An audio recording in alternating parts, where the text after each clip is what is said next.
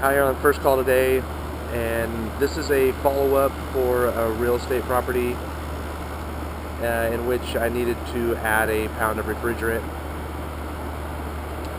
Maybe a pound, maybe two. I'm going to check the temp split, but when I came out here last time, the temp split was only about 14 to 15 degrees temperature difference. So we're looking for between 18 and 22. I checked the blower, checked the evap coil, and everything's legit on that, speed and everything. So checking out my pressures. So I just added a pound of refrigerant, and we're going to go ahead and check out the temp split. It's still pretty cool in the house too, so that could play a factor.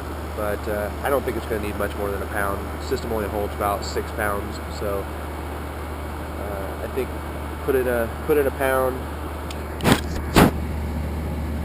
Put the amp draw on the compressor, 9.3. RLA is 18.6. This capacitor is just a little bit low too, so we're going to change that capacitor out as well. So let's go see what we get.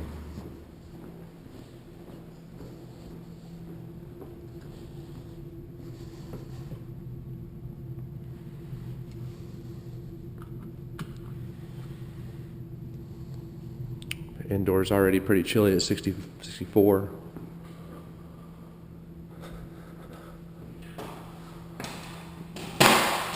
Alright. And now we have a 45 degree on the inside, so that's a 19 degree temp split. Alright, well, I have the required 12 degrees subcool, and I have a 19 and a half degree temp split on a pretty cool house, so I'm going to go ahead and take it with that.